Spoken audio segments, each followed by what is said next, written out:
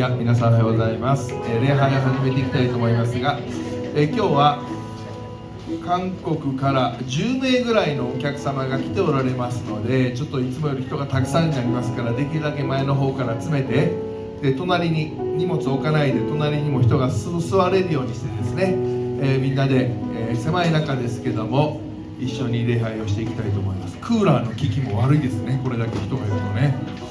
欲しいな、いつも鳴らすしいんですけど、でも、素晴らしい時を持っている方を感謝します。昨日、そして一昨日2日間、神奈川県の栄区というところで、韓国から多分200名とかたくさんのお客様をお迎えして一緒に、礼拝を持つことができて本当に素晴らしかったです。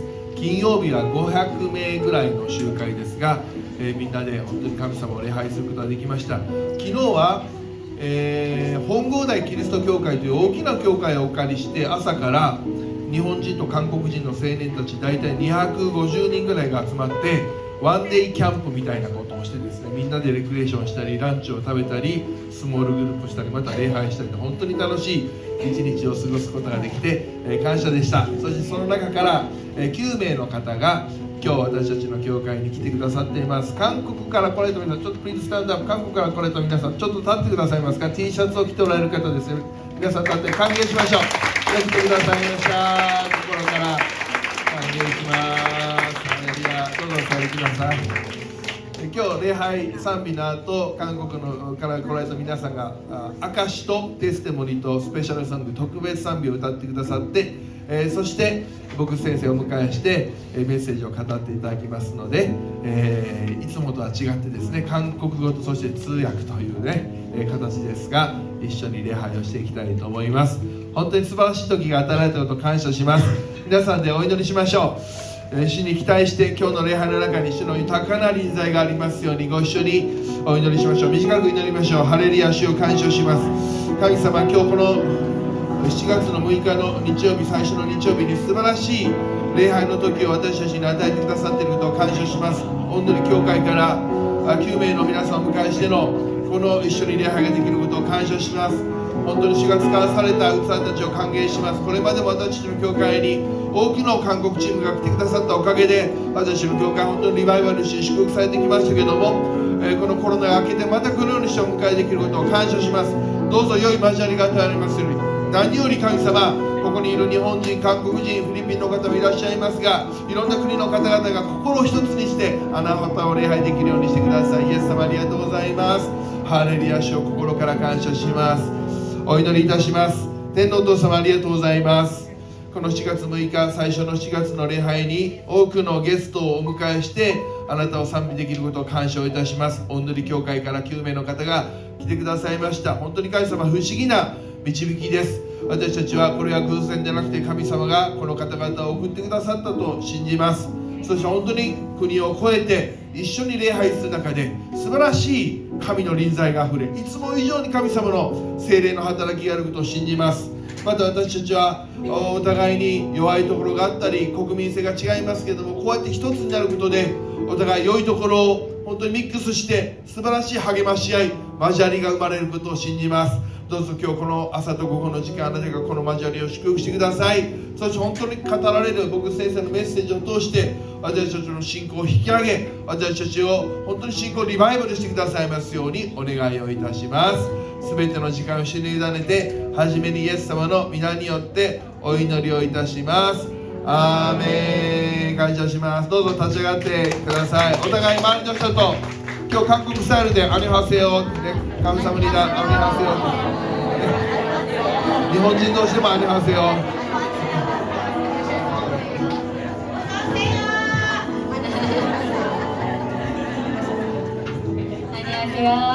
축복합니다.祝福いたします。これとともに、違う国々の方々と礼拝を持てることを感謝いたします。함께 예배드릴 수 있어서 너무 기쁩니다. それでは夜も昼も賛美捧げていきましょう。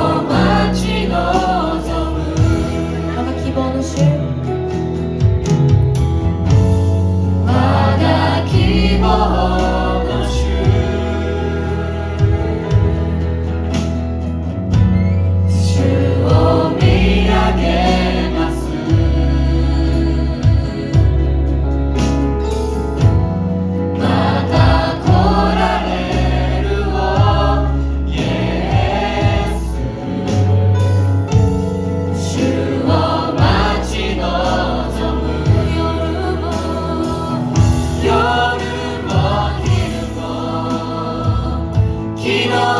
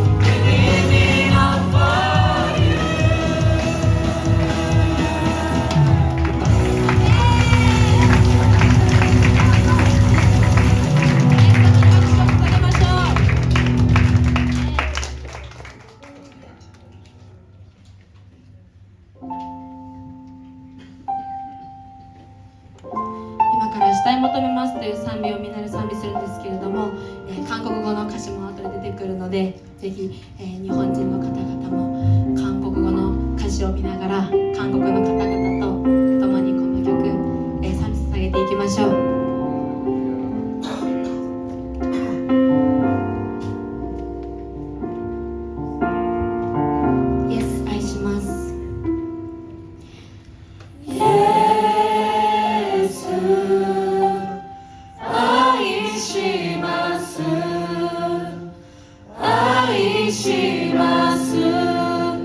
心注ぎ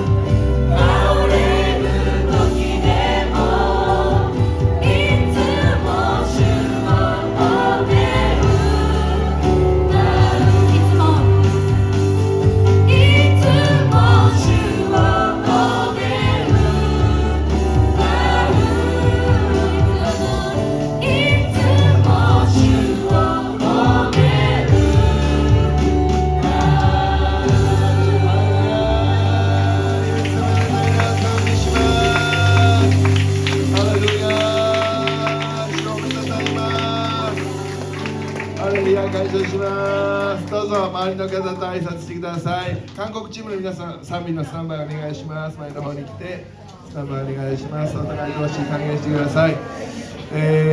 大優君が久しぶり、何ヶ月ぶり？7ヶ月、そんな経つか。フィリピンから帰ってきました。お帰りなさい。あ、違う、フィリピンじゃない、オーストラリア。オーストラリア。それからマシュン君も来てます。はい。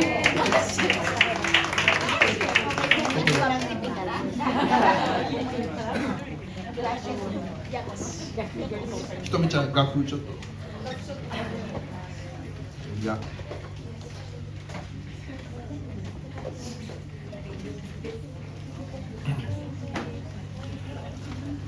韓国はもう日本と違ってクリスチャンがたくさんおられる国で、今どうか分かりませんが、3分の1の人がクリスチャンだとかですね、そういう話もあったりで、日本と違って本当に大規模なメガチャーチと呼ばれるような教会がたくさんあることで知られていますが、その中でもおんぬり教会、おんぬりチャーチという素晴らしい神様の働きをしておられる教会が韓国にあるんですね。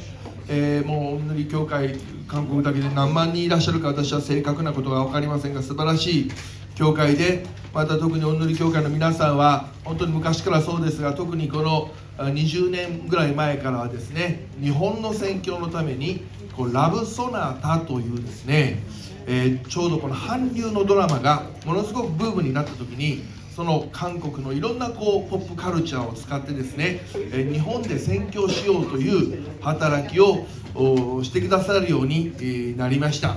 2007年ぐらいからそれが始まったというふうに聞いています。そして韓国からもう数百名の皆さんが来られて、そして日本の大きなホールを借りて伝道集会をしてくださるんですね。ハ・ヨンジョ先生という先生が初めにその集会を始められて、そして今天に召されたとイ・ジェフン先生という先生がですね、そのラブソナタの働きをされています。皆さんの中にもそこに行かれた方がいると思います。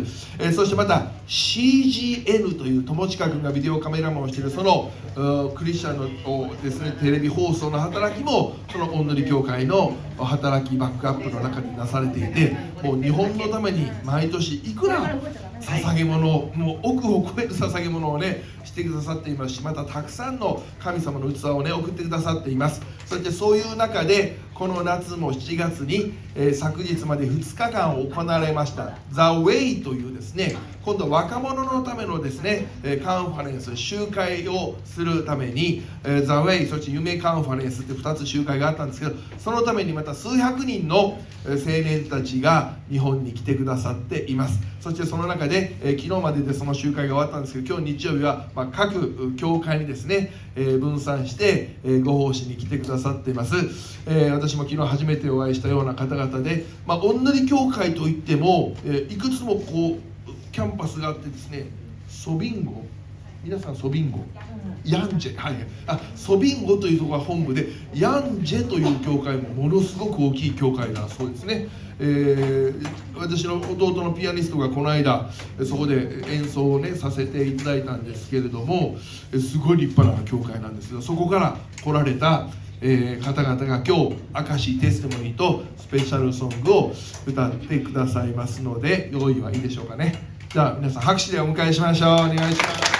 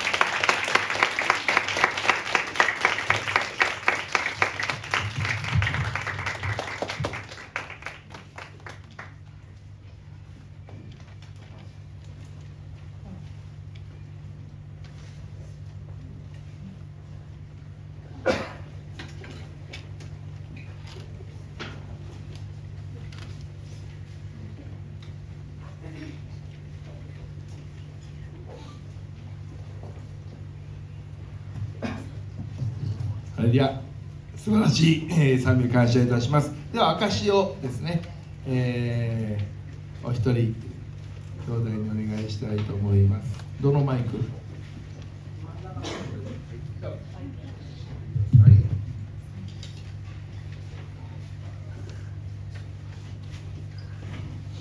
おはようございます。私は韓国で注目医として働いているキム・ヨミと申します。日本語は自然ではないので発音の改定通り読むのをぜひ了承お願いいたします。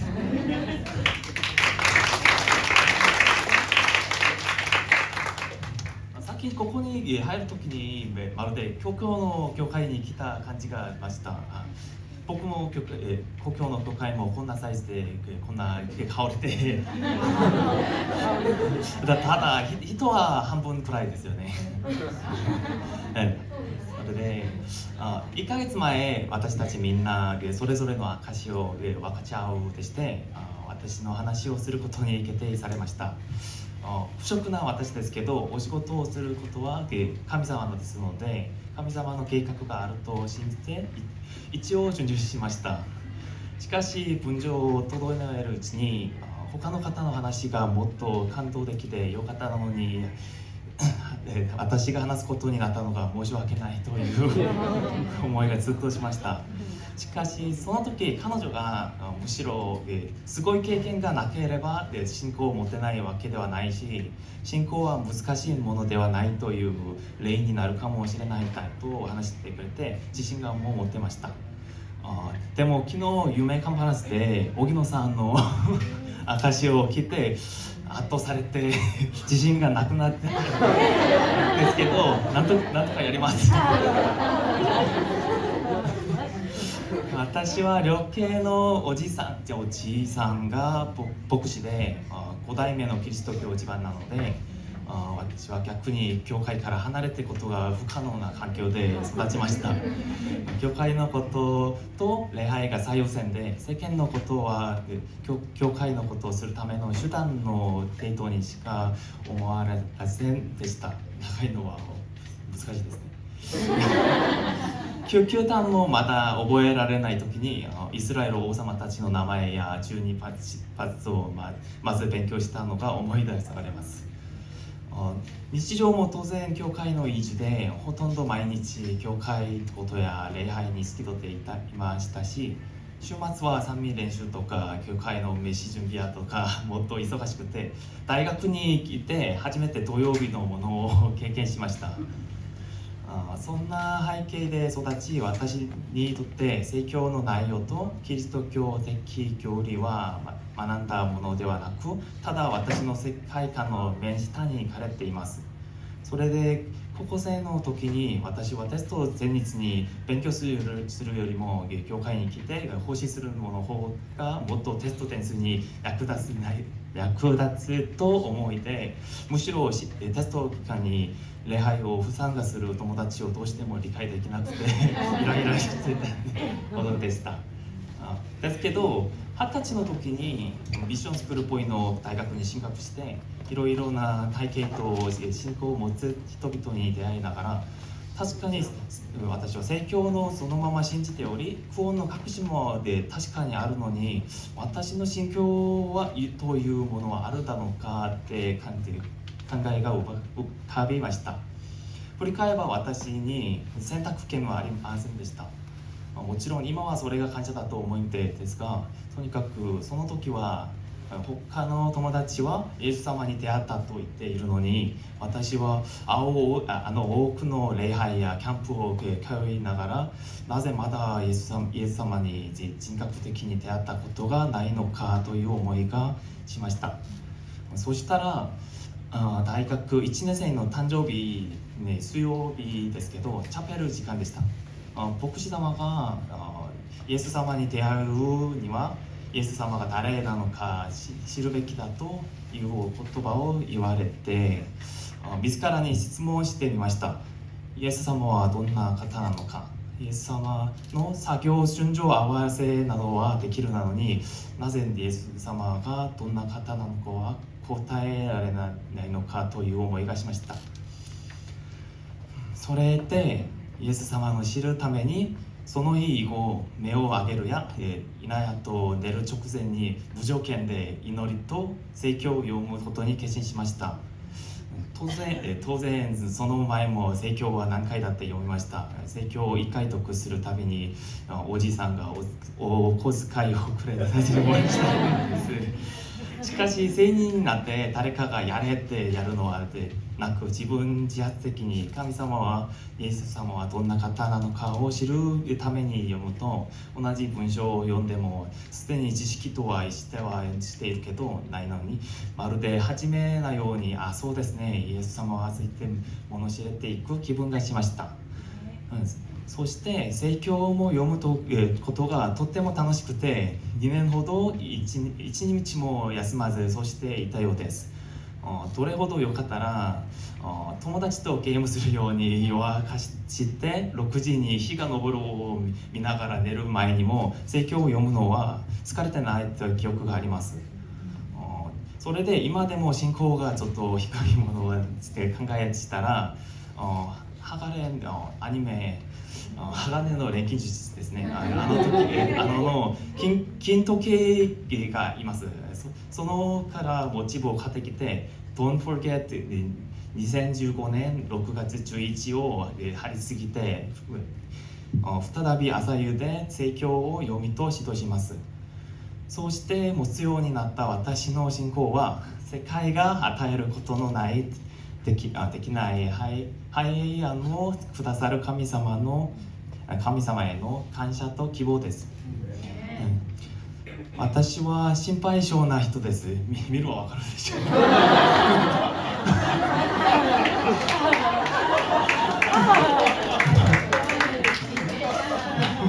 それで常に失敗の中で生き、世間のそのどんな色にも私に根本的な平安を与えることはできません。しかし御世界を作り治める神様があなたは心配しなくても良いと述べられるので、私は安心できます。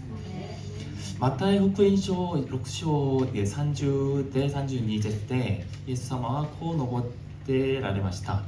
今日あっても明日は野に嘆く荒れる野の草さえ神はこのように予想でくさるのなら、あなた方にはもっと良くしてくださらないでしょうか。信仰の薄い者たちをすみません。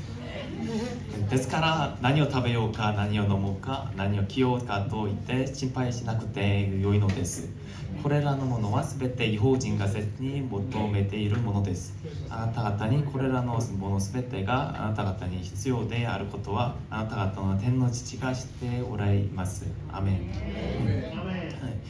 感謝と希望は私の家の花粉が神様を喜ばせる生活であることもありますが、2011年オンヌリ教会の宣教コンファレンスでジョン・パイパー牧師でアメリカの牧師ですけどのお言葉からさらに大きな影響を受けました。こんな話でした。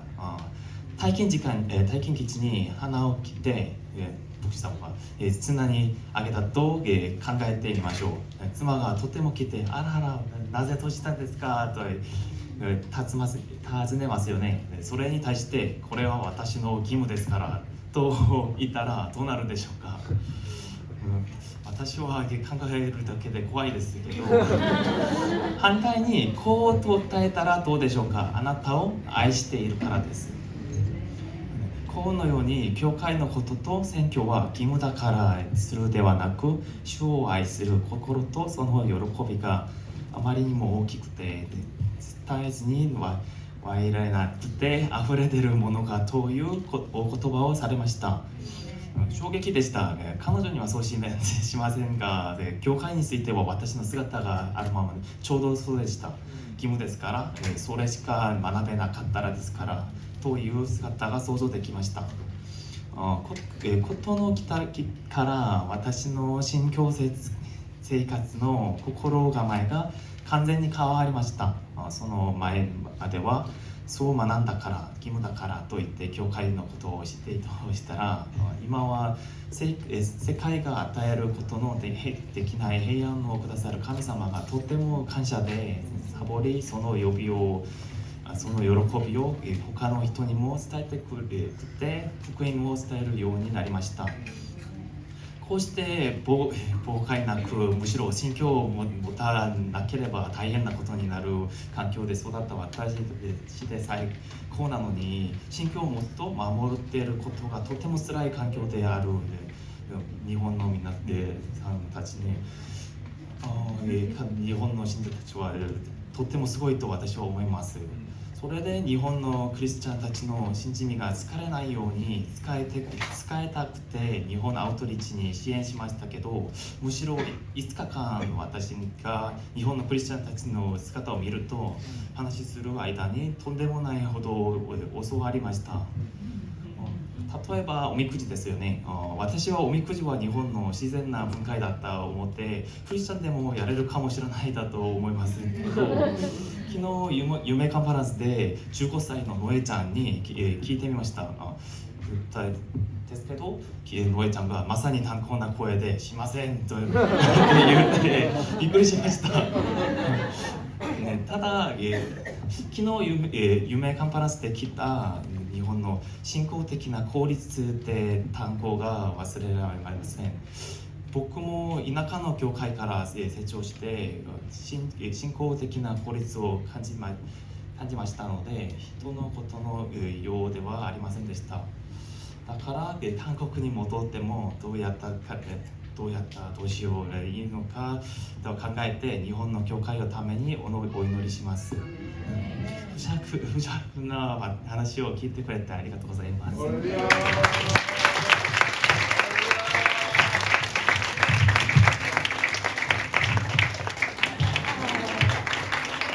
う一度大きな拍手を。素晴らしかったですね。いや、びっくりしました。本当に日本語も分かりましたよね、皆さんね、ばっちり分かりましたし、いや、素晴らしいですね。本当なんかこう、私の教会もクリスチャンホームで育った若者が多いので、みんなすごく共感できる、素晴らしい大切な内容を語ってくださって本当に感謝でありました。恵みに満ち溢れた礼拝を感謝します。それでは今日のメッセンジャーを、お迎えしていきたいと思います。前の方にお越しください。張先生、前の方にいらっしゃってください。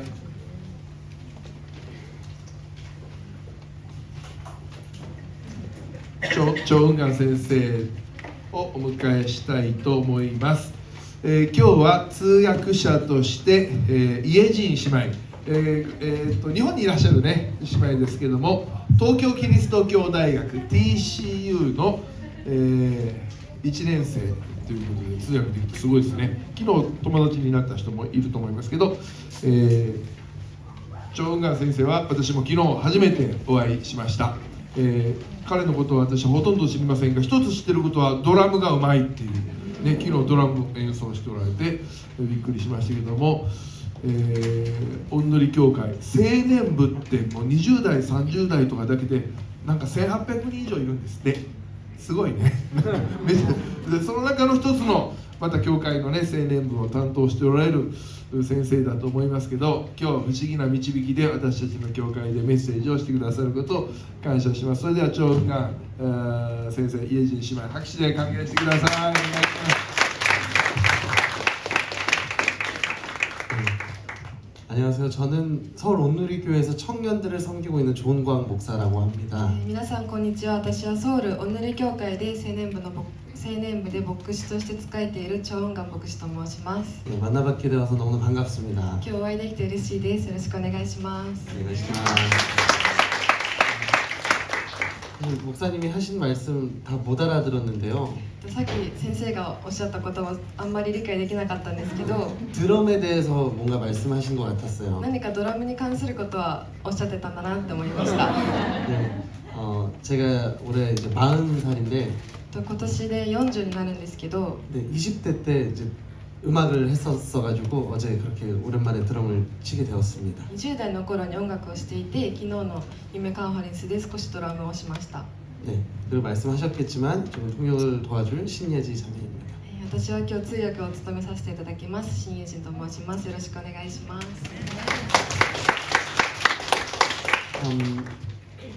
I've heard that there are many people with many language backgrounds in the church, so including Korean, Japanese, and English. So when we read the Bible, please feel free to choose any language. We have 3 languages in the slides, so just feel free.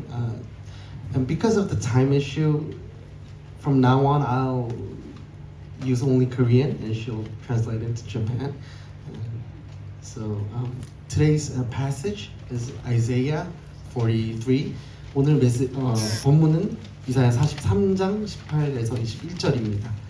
今日の本文はイザヤ書43章から18節から21節です。 네, 편한 언어로 뭐 소리 내셔도 좋고 마음속으로 읽으셔도 좋습니다. 저는 한국말로 읽겠습니다.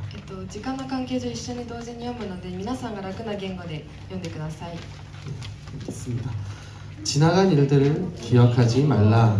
과거에 연연하지 말라. 보라, 내가 새 일을 하고 있다. 이제 막 솟아나고 있는데 너희는 느끼지 못하느냐? 내가 광야에 길을 내고 사막에 강을 만들고 있다. 들짐승과 자칼과 부엉이가 나를 공경할 것이다. 내가 광야에 물을 대고 사막에 강을 만들어서 내가 택한 백성들이 마시게 할 것이기 때문이다. 이 백성은 나를 찬양하게 마려고 내가 손수 만든 사람들이다. 아멘. 네, 생전 처음 해보는 경험인데 너무 좋습니다. それ初めてのことだったんですけど、そういう心が温かくなりました。 네, 여러분 이제 7월 6일 어느덧 2025년이 반이나 지났습니다. 今日は7月6日、気がつけばもう2025年が半分過ぎていきました。 네, 여러분 지난 반년 어떻게 보내셨나요? これまでの半年どうお過ごしでしたか？ 네, 좋은 기억, 뭐 나쁜 기억 어떤 쪽이 또 많으신가요? 嬉しかったこと、辛かったこと、どっちの方が多かったでしょうか？ 네, 또 기억나는 뉴스가 있으신가요?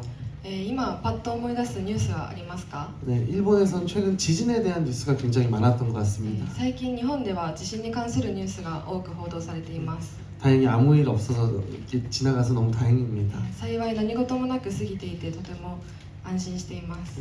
한국에서도 참 많은 뉴스가 있었습니다. 韓国でもたくさんのニュースがありました。 대통령이 바뀌고 정권이 바뀌었습니다. 大統領が変わり政権も変わりました。 네, 그 일에 대한 어떤 평가를 하려고 하는 것은 아닙니다. このこと自体に評価をしようとするのではありません。 재밌는 것은 대통령이나 정권이 항상 바뀌면 늘 그들이 하는 이야기가 있습니다. ですが政権が交代すると、いつも言われていることがあります。 통합에 관한 이야기를 합니다. 統合に関することで 네, す。 unification, 통합에 관한 세대 간의 통합, 뭐 남녀 간의 좌와 우의 통합 이게 늘 어떤 정권과 상관없이 풀어야 될 숙제입니다. 世代間の統合、男女の統合、進歩と保守の統合、たくさん課題が今残されています。 네, 반대로 말하면 갈등이 그렇게 있다는 거죠. 反対に言うとたくさんの葛藤があるということです。 So there's conflict between men and women, generations, and left and right, and that's always the problem we have to solve. 네, 그리고 이 갈등의 시대에 살고 있는 우리에게 오늘 이 말씀이 위로가 되길 바랍니다. こうした社会の葛藤の中で生きる私たちに今日の御言葉が、癒しをくれると思います。 네, 그리고 위로를 넘어서 우리 삶의 우선순위 그리고 우리 정체성에 대한 정리가 되는 이 시간이 되기를 축복합니다. 私たちの心の中にある葛藤が今日の御言葉を通して整理されたらなと思います。 네, 첫 번째로 드리고 싶은 메시지 포인트는 지나간 일을 기억하지 말라는 것입니다. 一つ目のポイントは過去のことを思い出すなということです。 네, 오늘 본문은 시작부터 굉장히 심플하지만 클리어한 메시지를 우리한테 이야기합니다. 今日の本文はとてもシンプルですが、強いメッセージが込められています。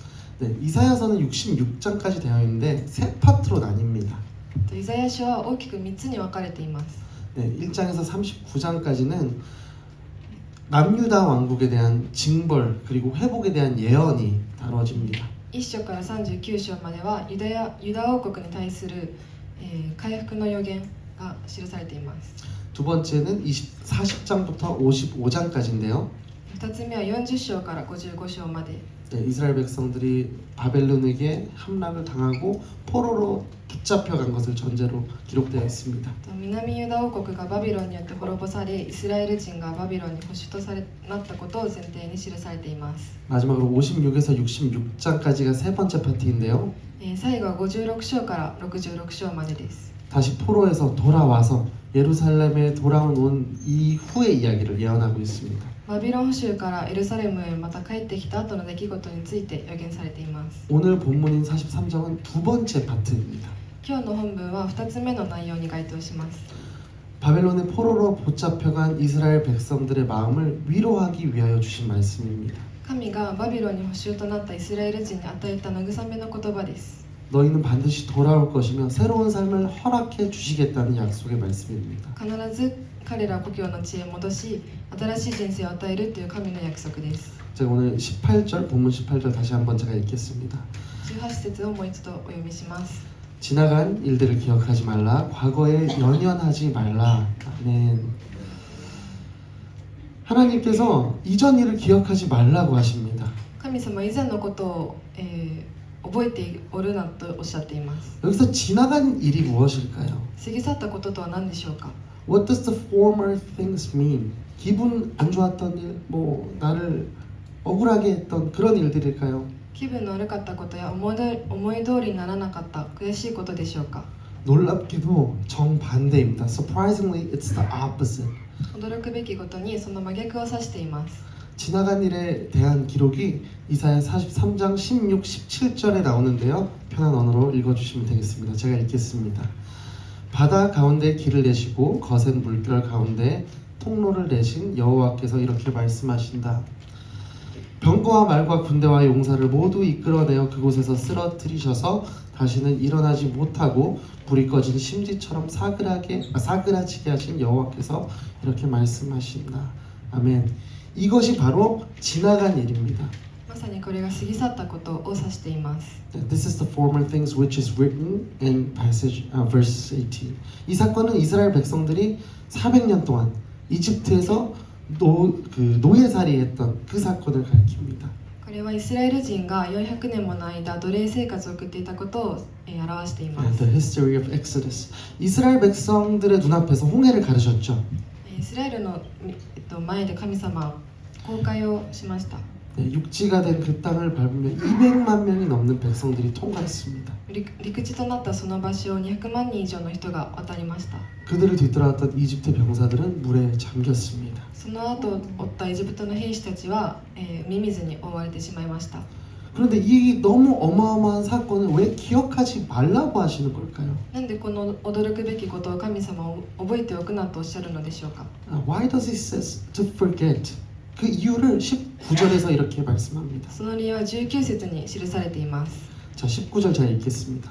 보라, 내가 새 일을 하고 있다. 이제 막 솟아나고 있는데 너희는 느끼지 못하느냐? 내가 광야에 길을 내고 사막에 강을 만들고 있다. 아멘. 정말 힘들게 살아가고 있던 이스라엘 백성들이었어요. 辛い道を歩んできたイスラエルの民でした 그런데 그들에게 말씀하십니다. ですが神様は彼らにこう告げられます 예전에 그 엄청난 기적 이제 기억하지 마라고 말씀하시는 以 거예요. 前のその驚くべき奇跡を覚えておくなと伝えています 왜냐하면 하나님께서 새 일을 행하실 것이기 때문이에요. なぜなら神様は新しい奇跡を成してくださるからです 앞으로 행하실 역사와 비교하면 그 홍해 사건 아무것도 아니다. 잊어버려도 좋다 말씀하시는 거예요. これから起きる未来のことを期待して過去のことを忘れろと神様はおっしゃっています 그들은 무엇을 바라고 있었을까요? 彼らは何を望んでいたのでしょうか 이집트에서 벗어났던 것처럼 이 포로 생활에서 벗어나길 원하고 있었겠죠. エジプトから離れこの奴隷生活を終えることを望んでいたと思います 물론 그것은 하나님의 계획 안에 있었습니다. もちろんそれは神様のご計画の中にありました 하지만 그 계획을 넘어선 계획이 있었어요. ですがそれを通り越えた神様の計画がありました 인류를 구원할 예수 그리스도라는 역사를 계획하고 있었습니다. 人類を救うという神様の大きな計画があったのです although the people of Israel wanted to go back to their home, but God was planning more. He was planning Jesus Christ. 한국 남자들은 큰 문제가 없으면요 2년 동안 군대를 가게 됩니다. 韓国の男性は大きな理由がない限り軍隊に行きます。 이 저녁 날짜를 얼마 남겨놓지 않으면 얼마나 그 날짜가 애타게 기다려지는지 모릅니다. 軍隊が終わるその日を待ち望む彼らの気持ちは私たちの理解することができないほど、その軍隊を終える日を待ち望んでいます。 그 시기에 하루는 한 달처럼 느껴져요. 一日がすごい1ヶ月のように感じるくらいです。 그리고 마침내 민간인이 되었을 때 그 기쁨 정말 말로 표현하기가 어렵습니다. 兵役を終え民間人に戻った時のその喜びは言葉には表すことができません。 그런데 이스라엘 백성들은 포로가 된 지 70년이 되었습니다. ですがイスラエルの民は70年間奴隷生活をしていました。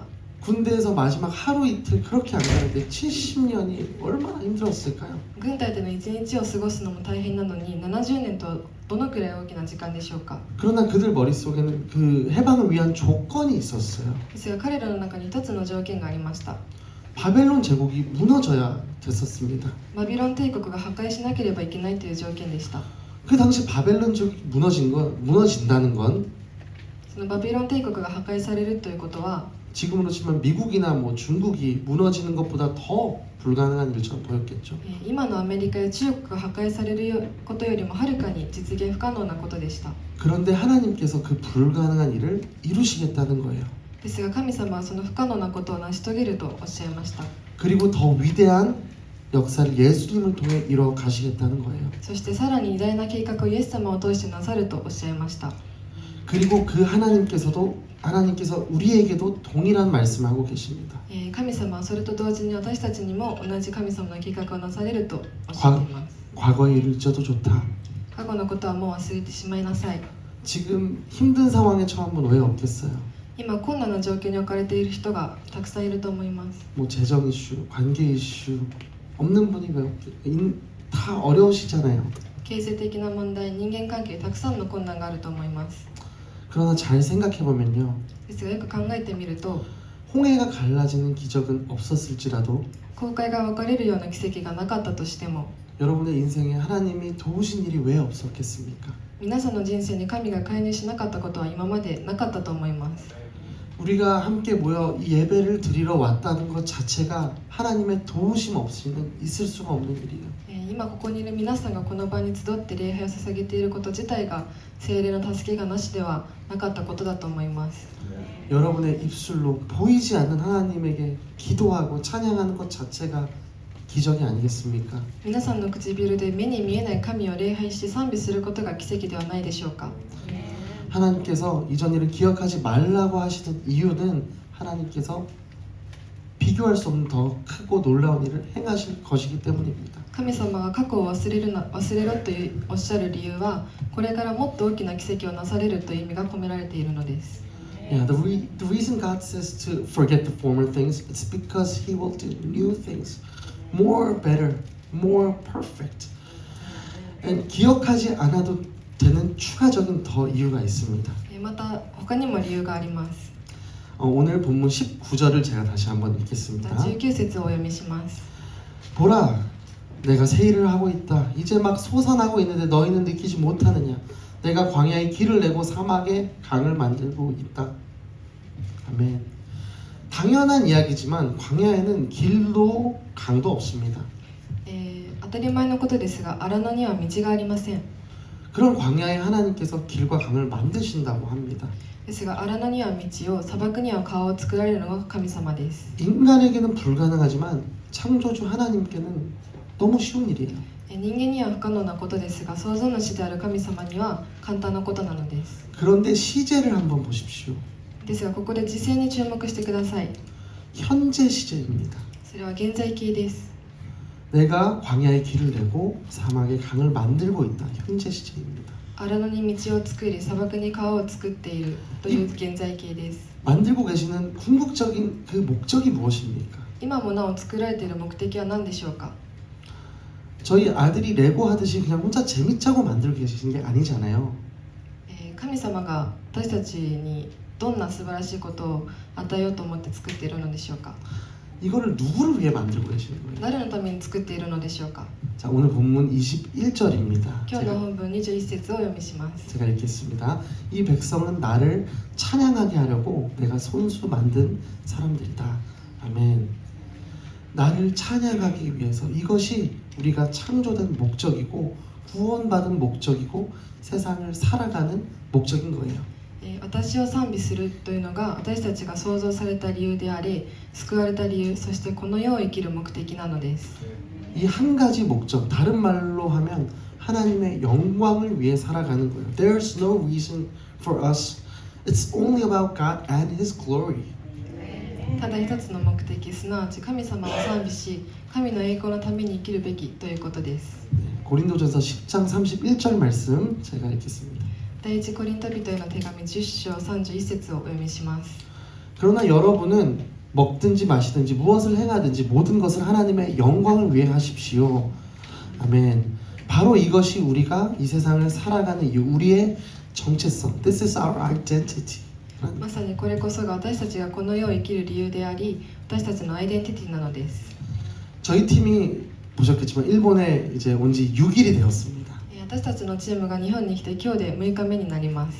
이들은 자신의 뭐 재정과 에너지를 써가면 대부분 일주일 정도의 귀한 휴가를 내고 왔습니다. 彼らは自分のお金とエネルギーを使って1週間の有給を取ってここに来ています。 왜일까요? なぜでしょうか。 요코하마의 스시가 맛있어서 뭘까요? 横浜のお寿司が美味しいからでしょう Because か。 sushi yummy? Not like 100% wrong, but there's more reason. 여러분을 만나기 위해서 왔을까요? 皆さんにお会いするためでしょうか。 Not wrong, but it's not the ultimate reason. 진짜 이유는 우리는 하나님의 영광을 위해서 왔습니다. それも間違いではありませんが、本当の理由は私たちは神の栄光のためにここにいるのです。 일주일 동안 놀랍게도 저희 마음대로 일정대로 되는 것이 하나도 없었습니다. 1週間の間、もともと計画していた通りに計画はなかなか進まず、たくさんの変更がありました。 매일 팀원들은 1시, 2시, 3시가 되어서야 잠이 들었습니다. チームのみんなはいつも夜中の2時、3時に眠りにつき、 새벽같이 일어나서 그날의 사역을 준비했습니다. 朝の6時に起きてまた奉仕の準備をしていました。 분명히 피곤하고 지쳤어야 정상인데 그렇지 않았어요. 疲れているのが普通ではありますが、疲れてはいなかったのです。 팀원들의 얼굴에는 계속 기쁨이 넘쳤어요. チームの顔には喜びに満ち溢れていました。 우리의 정체성, 원래의 모습이 그래야 하기 때문에 그런 거죠. それは私たちのアイデンティティがそうあるべきだからです。 우리가 무슨 일을 하든지 하나님께 영광을 돌리면 우리 마음속에 그 기쁨이 주어지는 거라고 믿습니다. 私たちがどんな仕事をするにしても、神様に栄光を返すことであれば、私たちの心には喜びが与えられるのです。 하지만 그 반대의 경우도 있습니다. ですがその反対の場合もあります。 내가 하는 일을 통하여 하나님이 전혀 영광 받지 못할 때 어떤 결과가 발생하나요? 私たちが何をするにしても神様の栄光が表されない時があります。 우리는 초라해집니다. 私たちはとても憂鬱になります。 필요 없는 염려와 걱정이 우리를 불안하게 만듭니다. 不必要な心配が心にたくさん出てきます。 이것이 단순히 내가 찬양하는 삶을 살면 복을 받고 그렇지 않으면 복을 받지 못한다 이런 건 아니에요. 神様を賛美しないと幸せになれないというわけではありません。 표면적으로는 그렇게 보일 수 있어요. 表面的にはそう見えるかもしれません。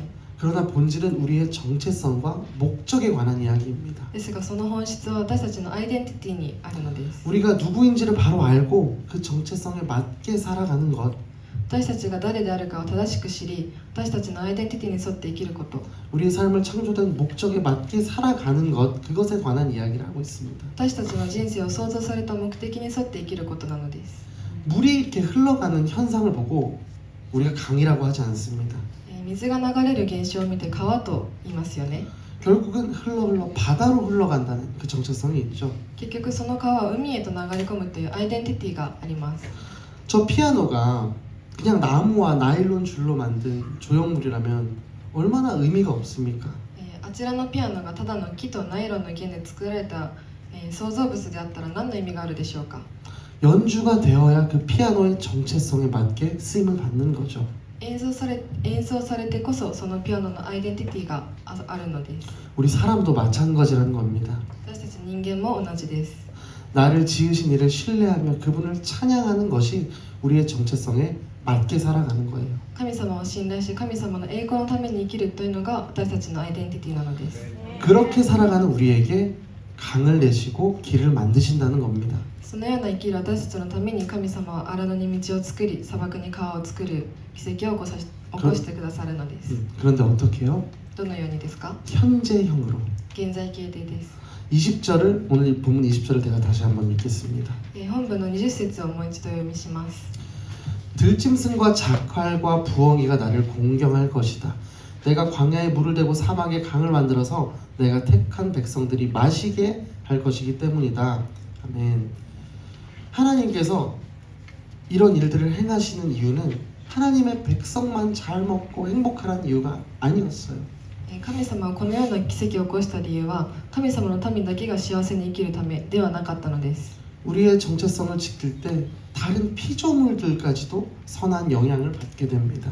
私たちの自分のアイデンティティを覚えている守る中で私たち以外の被造物にもその良い影響を与えなければいけないのです。 여기서 말하죠. Even the owls will honor God. 이 부엉이도 공경을 한다고 합니다.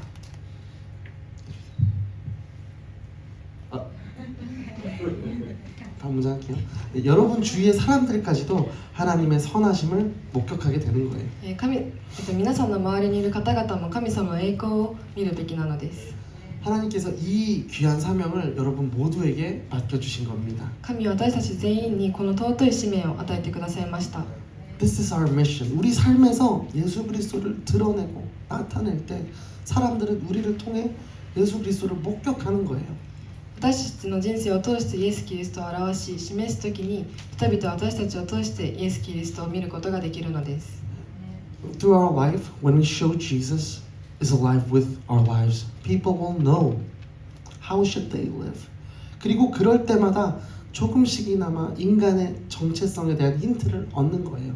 そしてその時に人間が持つべきであるアイデンティティに関するヒントを少しずつもらうことができるのです。 그 힌트를 통해 하나님께 돌아오는 그 구원의 역사가 시작되는 것입니다. そのヒントを通して神へ立ち返る救いの歴史が始まります。 그냥 과거를 잊는 것에 포인트가 있지 않습니다. ただ過去を忘れることにポイントがあるのではありません。 그 과거보다 중요한 건 하나님께서 이루실 새 일을 바라보라는 거예요. それよりも重要な神が成し遂げられる新しいことに目を向けなさいということです。 It's not just about forgetting, it's about seeing what will God do, the new things. 그래서 우리의 정체성을 기억해야 되는 거예요. だからこそ私たちのアイデンティティを思い出さなければいけません。 So we should remember who we are, what we are supposed to be and do. 그 정체성을 기억하며 하나님 이루실 새 일을 목격하며 동참하는 여러분 되시기를 축복합니다. そのアイデンティティを心に留め神が成し遂げられる新しい出来事を、心に期待し神様に期待することを祝福します。 제가 기억하지 말라고 말씀드렸는데 그러나 기억해야 되는 것이 또 있습니다. 忘れなさいと今言ったんですけどそのまた覚えないといけないことがあります。 이 일이 일어난 시점이 출애굽 때입니다. 엑소더스죠. 그 역사입니다. 그럼 우리가 그 시간으로 한번 같이 가봅시다. この出来事は出エジプトの歴史の時なのですがこの時間に遡ってみましょう。 신명기 8장 2절 말씀 제가 읽어드리겠습니다. 新明記8章に2節の御言葉です。 네, 슬라이드 보시면 됩니다. 너희 하나님 여호와께서 40년 동안 광야에서 너희를 어떻게 이끄셨는지 어떻게 너희를 낮추시고 너희를 시험에 너희 마음에 무엇이 있는지 너희가 그분의 명령을 지키고 있는지 아닌지 알려고 하셨음을 기억하라. 아멘. 이 신명기 8장이 광야 40년 생활을 마감하고 가나안에 들어가기 앞서서 모세가 하나님의 말씀을 가르치는 장면이에요. 40年間の荒野生活を終え約束の地のカナンに入る前にモーセが民に神の御言葉を伝える場面です。 그들이 어떤 준비를 해야 되는지 가르치는 장면입니다. 彼らがどのような準備をすべきかモーセが教えています。 광야에서 떠도는 기간 동안 하나님이 바라시는 두 가지가 있었어요. 荒野を長年さまよう中で神が望まれることが2つありました。 하나는 이집트 노예 생활 그 기억을 씻는 일이었습니다. 一つはエジプトでの奴隷生活の残滓の記憶を洗い流すことであり 다른 하나는 율법을 통한 하나님의 가르친 대로 미래를 위해 훈련한 거였어요. もう一つは立法を通して神の教えに従って生きることでした。 실제로 이스라엘 백성들이 광야에서 많이 고생을 했습니다. 実際イスラエル人は荒野たくさん苦労しました。 홍해뿐만 아니라 여리고성 같은 장애물도 있었습니다. 航海だけでなくエリコのような障害物もありました。 우상을 섬기다가 많은 사람들이 죽음을 당하기도 했죠. 偶像を拝んで罪を受けることもありました。 그런데 이렇게 힘든 일만 있었던 건 또 아닙니다. ですがこんな辛いことばっかではありませんでした。 하나님께서 낮에는 구름 기둥으로 밤에는 불 기둥으로 목이 마를 때는 바위를 통해 생수를 주셨습니다. 神は昼は雲の柱で夜は火の柱で彼らを導き、喉が渇いた時に岩から湧き水を飲ませてくださいました。 만나와 메추라기 딸을 보내셔서 배를 불려주셨습니다. 食料がない時には天からマナを降らせ、うずらの群れを送り彼らを 그리고 그 모든 일들의 결과 가나안 땅 입구까지 온 거예요. それらを通してカナンの入り口まで来ました。 앞서 과거에 연연하지 말라고 말씀드렸지만 반대되는 기억하라는 이야기입니다. 先ほど過去にこだわるなと申し上げましたが、今回は反対のお話です。 여러분께 혼란을 드리려고 하는 건 아닙니다. 皆さんに混乱を与えようとしているのではないです。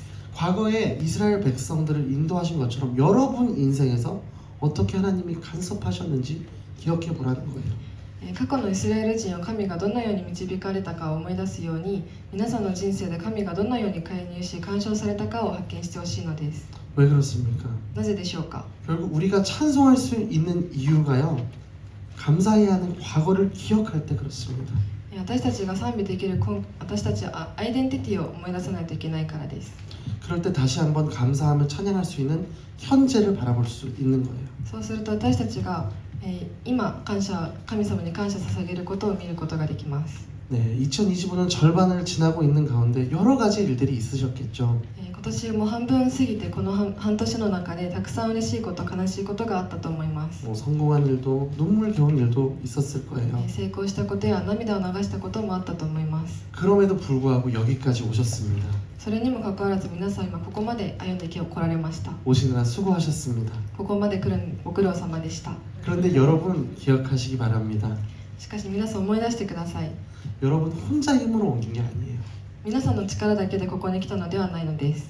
여러분들의 가족들도 있었고 기도의 동역자들도 있었습니다. 皆さんを支えてくれる家族や祈りで支えてくれる信仰の友達がいたからこそここまで来られたと思います。 무엇보다 하나님의 인도하심이 그 속에 있었습니다. 何よりも神様の導きがあってここまで来られていると思います。 잊어도 될 것은 잊어도 좋아요. 忘れるべきことを忘れてください。 하지만 붙잡아야 할 것은 붙잡으십시오. しっかり掴まないといけないものはしっかりと掴んでいってください。 중요한 건 우리는 하나님을 붙잡아야 되는 사람들이라는 거예요. 私たちは神を掴まないといけない存在なのです。 그럼 마지막으로 하나님은 어떻게 새 일을 행하시나 한번 알아보겠습니다. では最後に神様はどう新しい奇跡を出してくださるかを見てみたいと思います。 어떻게 새 일을 행하시는지 알려면 그분은 어떤 분이신가를 먼저 알아야겠죠. その方が何をなされるかを知るためには神様がどんな方かを知るべきです。 이사야서 43장 15절입니다. イザヤ書43章15節です。 나는 여호와이며 너희의 거룩한 자이며 이스라엘의 창조자이며 너희의 왕이다. 아멘. 우리가 믿든 믿지 않든 이런 분이라는 거예요. 神は私たちが信じようと信じまいと常に聖なるお方なのです。 그렇다면 중요한 건 내가 이런 하나님과 어떤 관계에 있느냐 아니겠습니까? だとすれば大切なのは私たちがそのような神とどのような関係を築いているかということです。 여러분 혹시 저와 나이가 비슷한 분들은 맥가이버라는 사람을 알지도 모르겠습니다. 皆さんマクガイバーと聞いたことありますか？ 만능 해결사 같은 사람입니다. 万能な解決者みたいな人です。 젊은 세대라면 도라에몽을 아시겠죠? 若い世代の方はドラえもんだと分かると思います。 주머니에서 끝도 없이 물건이 나오는 그 친구. 4次元ポケットからたくさんの道具を出してくれる。 근데 그 친구가 나와 아무 상관이 없는 내 편이 아닌 사람이라면 내 편이 아닌 캐릭터라면 무슨 소용이 있겠어요? でもその子が私の仲間ではなく敵だったらどうでしょうか？ 그런데 그런 사람이 나의 친구고 나의 아버지라면 でもそのような人が私の友達であり父親であるとすれば 엄청난 차이죠. 大きな違いがあると思います。 여러분 MBTI라고 혹시 아세요? 皆さん MBTI ってご存知ですか？ 아세요? 사람의 뭐 성격을 이렇게 나누는 어떤 진단표입니다.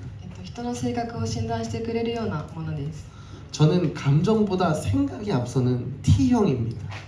T って言って感情よりも論理や客観性を優先して考えてしまうタイプなんですけど、先生はその生粋の T だそうです。 네, 제 머릿속으로 이해가 되어야 해요. 頭で理解できないと気が済まない人です。 저희 어머님은 유치원 선생님이셨는데 그냥 아이들을 보면 아직도 너무 예뻐하세요. 私の母は幼稚園の先生だったのですが、今でも子供を見ると非常に喜びます。 근데 저는 그렇지가 않아요. ですが私はそうではありません。 일본 분들 고양이 많이 좋아하시잖아요. 日本の方は猫が好きな方が多いと聞きました。 저는 고양이를 본다고 뭐 무조건 귀여워지는 마음이 안 で 생기더라고요. も私は猫を見るからといって無条件の愛が出るわけではありません。 그런데 제가 강아지를 한 15년 정도 키웠습니다. ですが私は、犬と15年間暮らしていました。 아주 오래전에 하늘나라를 보냈어요. ちょっと前にはそのワンちゃんが天国へと来ました。 그 친구 임종이라는 말이 맞지 모르겠는데 마지막 순간을 지켜봤습니다. その子の亡くなる瞬間を見て、過ごしました。 저랑 집에 둘이 있었어요. 家で2人きりでした。 제가 할 줄도 모르는 막 인공호흡을 했습니다. すること、よくわからないですが人工呼吸も彼にしてあげました。 제가 어떤 스킬이 있어서 그런 게 아니에요. 私が何かの力を持っていたから人工呼吸をしたわけではありません。 아무리 T인 저이지만 生粋の T ですが、 저랑 관계가 있기 때문에 私とそのワンちゃんには関係があったからです。 하나님과의 관계도 마찬가지인 거죠. 神様との関係も同じです。 그분이 내 아버지라면 그분의 모든 것이 나와 상관이 있어지는 거예요. その方が私の父親だとしたら、その方の全てが私と関係があるのです。 반대로 그분의 능력이 내 삶을 관통하게 됩니다. 逆にその方の能力は私の人生を貫きます。 여러분 하나님과 상관 있는 존재가 되십시오. 皆さん、神と関係のある存在になってください。 그분이 나의 하나님 아버지가 되셔야 하는 거예요. その方が私の神であり父親でなければいけないのです。 어떻게 됩니까? 요한복음 1장 12절입니다. どのようにでしょうか。ヨハネの福音書1章12節をお読みします。 그러나 그분을 영접한 사람들, 곧 그분의 이름을 믿는 사람들에게는 하나님의 자녀가 될 권세를 주셨습니다. 아멘. 말씀을 정리해 보겠습니다. この御言葉からメッセージをしたいと思います。 하나님께서 새 일을 행하실 텐데 그럼 우리에게 바라시는 목적은 무엇인가? 神様が新しいことをなされるときに私たちに望まれることは何でしょうか。 요걸 나눠보고 말씀을 마치겠습니다. これを最後に分かち合いたいと思います。 미국의 릭 워렌 목사님이 쓰신 목적이 이끄는 삶이라는 책이 있습니다. アメリカの牧師先生、リック・ウォレン牧師先生が残した言葉があります。 5가지 유익이 있다고 해요. 5つの利益があると言っています。 하나씩 제가 말씀을 드리겠습니다. 1つずつお話しします。 첫 번째는 목적을 아는 것은 삶의 의미를 부여해 준다고요. Knowing our purpose gives meaning to our lives. 1つ目は目的を知ることは人生に意味を与えてくれます。 삶의 의미를 상실하면 아주 작은 것도 참아내기가 어려워지는 거죠. 私たちの人生に意味を見出すことができればどんな困難な状況であっても生きることができます。 두 번째로 목적을 알면 우리의 삶이 단순해집니다. Knowing our purpose, our life becomes simple. 2つ目は目的を知ると私たちの人生がシンプルになります。 목적을 알 때 우리는 해야 될 일, 하지 말아야 될 일, 이 구분이 명확해집니다. 目的が明確であれば何をすべきの何をすべきではないかはっきり区別することができます。 목적을 알면요, 세 번째로 우리 삶의 초점이 맞춰져요. Knowing our purpose brings focus to our lives. 3つ目は目的を知ることで私たちの人生での終点が定まります。 네, 카메라 포커스가 맞춰지는 것처럼요. カメラのピントが合うように 돋보기로 태양과의 초점을 잘 맞추면 종이가 타지 않습니까? 虫眼鏡で太陽と終点を合わせると紙が燃えますよね。 목적이 분명하면은 우리 삶에 강력한 동기가 부여되는 거예요. 目的が明確であれば私たちはより強力な人間となり働きが可能になります。 네, 네 번째가 목적을 알면 그 삶에 동기가 부여된다는 거예요. When we know our purpose, motivation is given to our life. 4つ目は目的を知ると人生に動機、モチベーションが与えられます。 네, 열정이라는 씨앗이 되고 그 열정이 우리 삶을 이끌어 간다는 거예요. 熱情が種となりその熱情が私たちの人生を導いていくのです。 그리고 마지막 5번째가 우리 크리스찬들에게 가장 중요한 것 같아요. 最後の5つ目が私たちクリスチャンにとって一番大切なことだと思います。 우린 목적을 알므로써 영생을 준비하게 됩니다. By knowing our purpose, we can prepare eternal life. 目的を知ることで永遠の命を準備することができるようになります。 그렇죠. 인생의 목적을 알게 되면 이 먹고 입는 것, 뭐 과거의 일에 그렇게 연연하지 않게 됩니다. 人生の目的を知ると、過去の出来事にそこまで執着しなくなります。 결국 이 세상은 지나가는 것이고 우리는 영원한 세계를 보는 사람들이기 때문이죠. なぜならこの世は一時的なものであり、私たちは永遠の世界を見ているからです。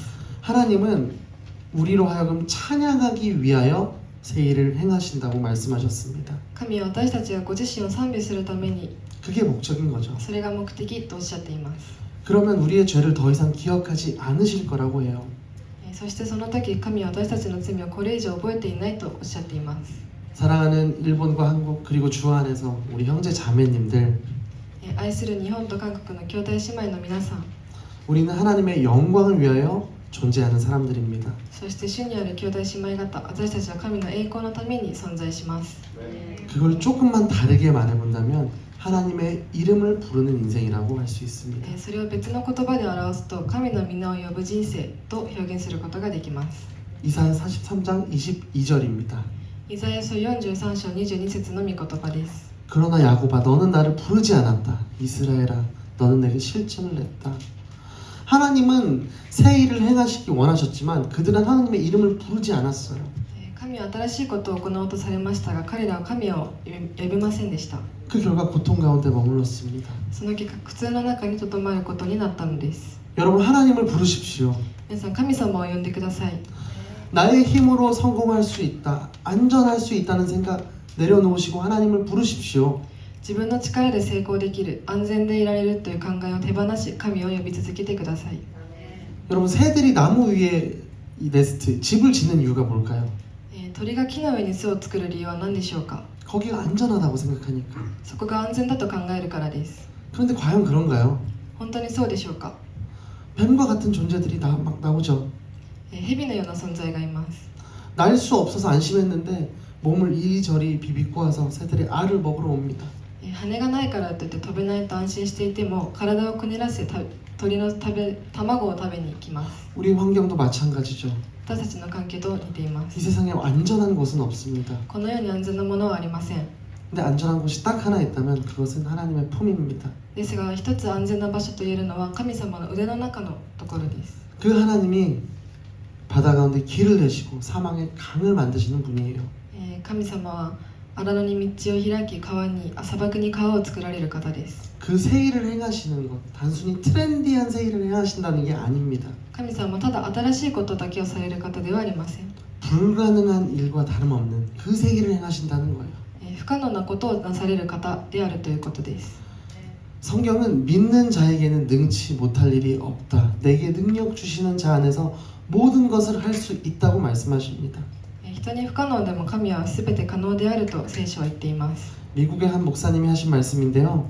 アメリカの牧師先生がおっしゃった言葉です。 불가능한 일이 존재하는 것이 아니라 불가능하다는 생각만 존재할 뿐이다. 不可能なことが存在するのではなく、不可能だという考えだけが存在するのです。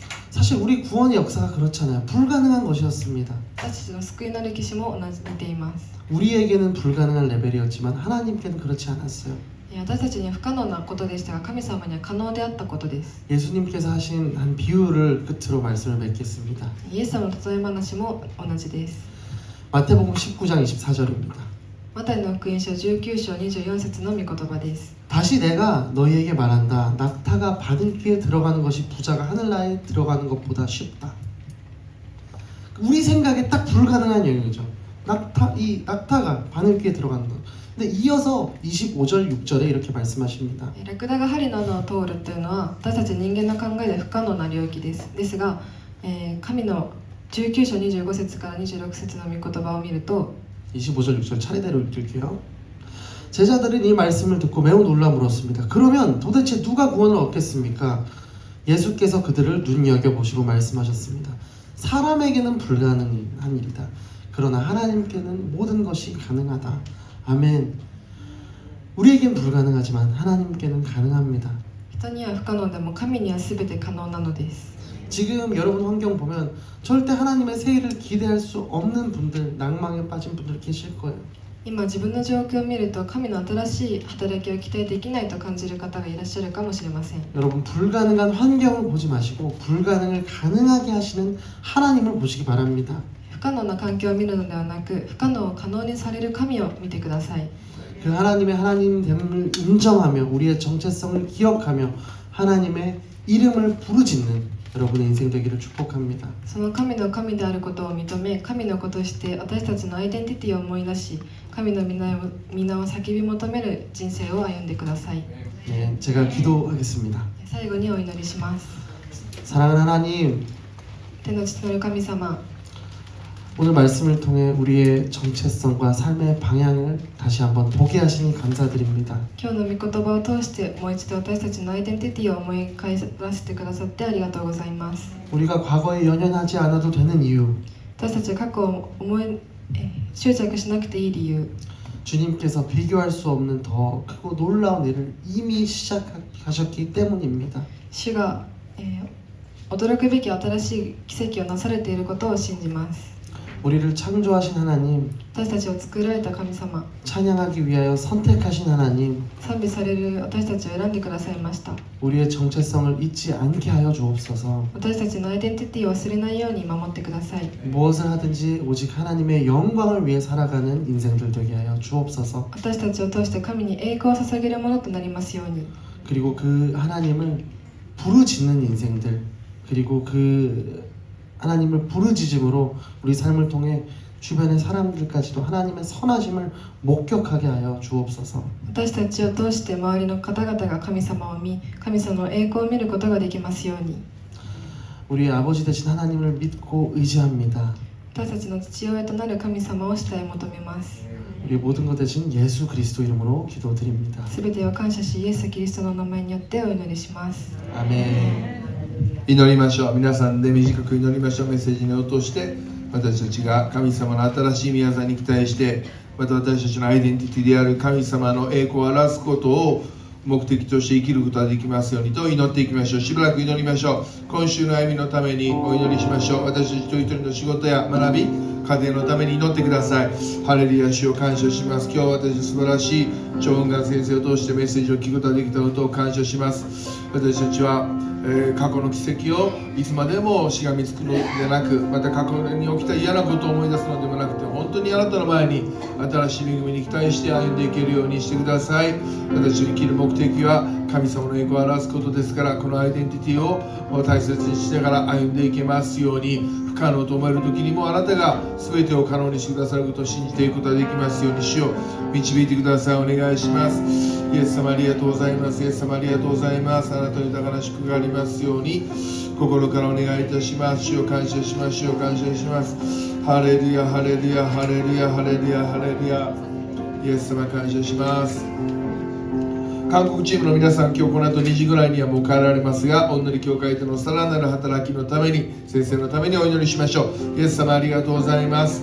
お祈り教会から来られた兄弟姉妹たちを本当に感謝いたします。素晴らしい証、素晴らしい特別賛美、メッセージもありがとうございます。ますますお祈り教会が韓国のリバイバル、日本の宣教、世界のリバイバルのために用いられていきますように、張雲岩先生の働きもますますあなたが油注いで用いてくださいますようにお願いをいたします。イエス様感謝します。ありがとうございます。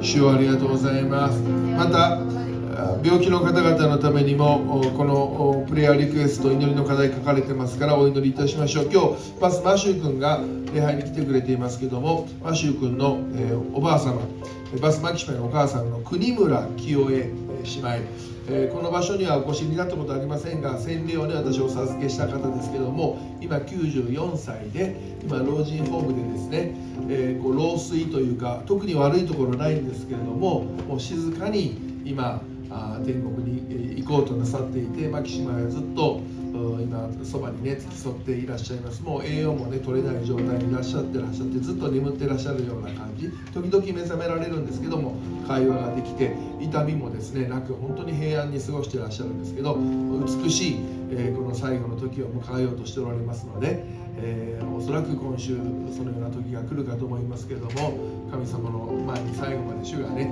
導いてくださいますようにお祈りしましょう。病気の方々のために祈ります。天のお父様ありがとうございます。マシュー君がカナダから帰ってきました。おばあちゃんである国村清江姉妹が今あなたのもとに、召されようとしております。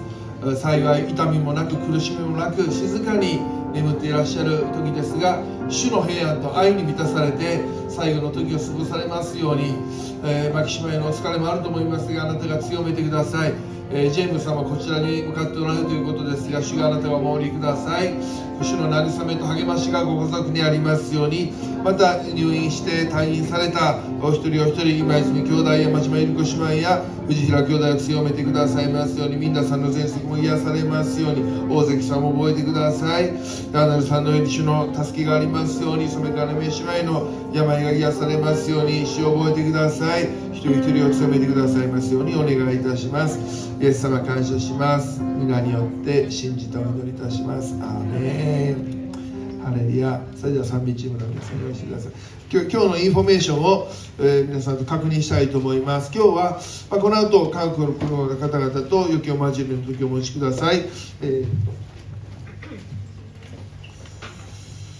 はい、今日は大学生中高生の皆さんを中心にですね、お好み焼きを作って韓国チームの皆さんをおもてなししたいと思います。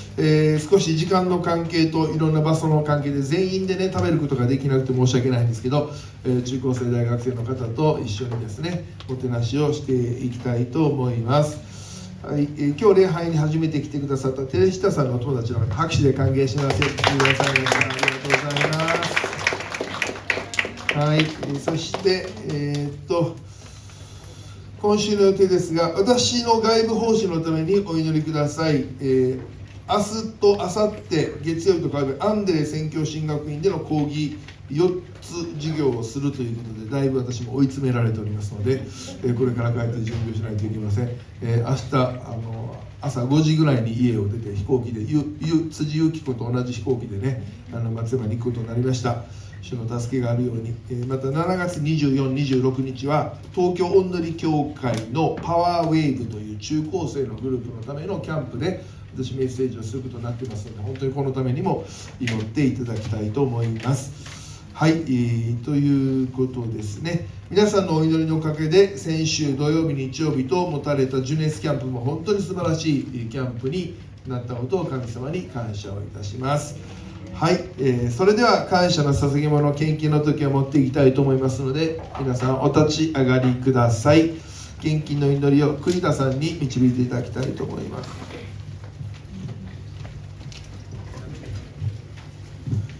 天皇お父様、強行して、暑い中ですけれども、韓国からおんぬり教会の皆さんも迎えて、そして本当に、素晴らしい礼拝を持てたことを感謝します。素晴らしい言葉ですよね。先のことに心を止めるな、昔のことに目を止めるな。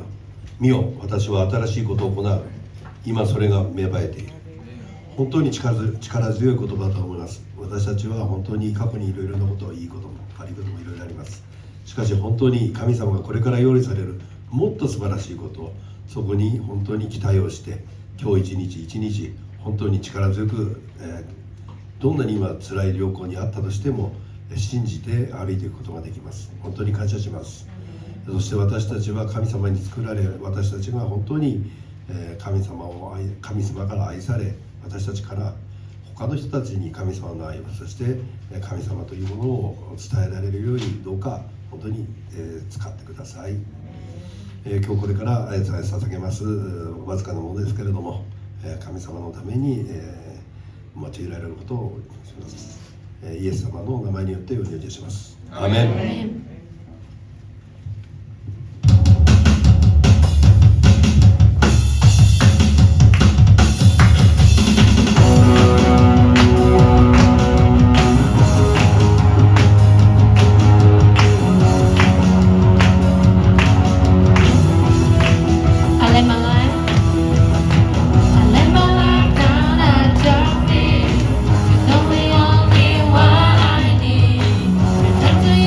You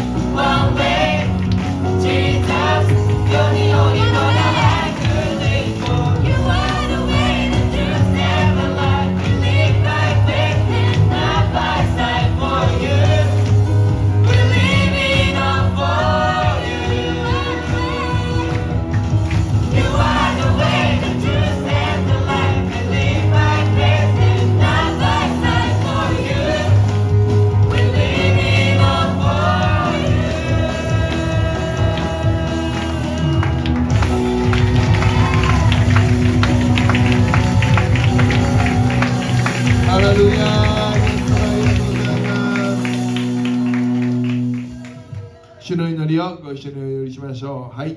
天に増します我らの父よ、願わくば皆をあがめさせたまえ、御国を来たらせたまえ、御心の手になるごとく地にもなさせたまえ、我らの日常の糧を今日も与えたまえ、我らに罪を犯す者を我らが許すごとく我らの罪をも許したまえ、我らを試みに合わせず悪より救い出したまえ、国と力と栄とは限りなく汝のものなればなり。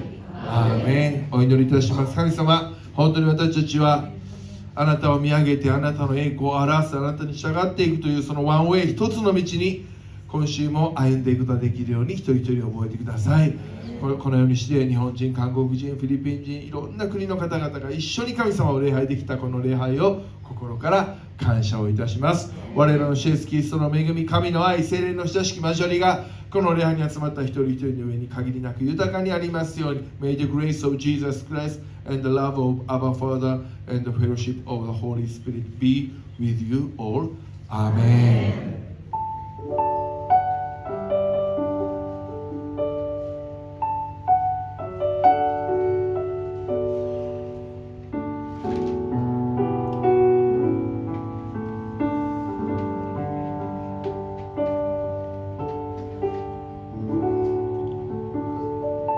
イエス様に感謝なくてます。ハレルヤ。どうぞお座りください。お互い同士感謝してお帰りください。もし少しお手伝いいただけるとしたら椅子をねすぐに片付けていきたいと思います。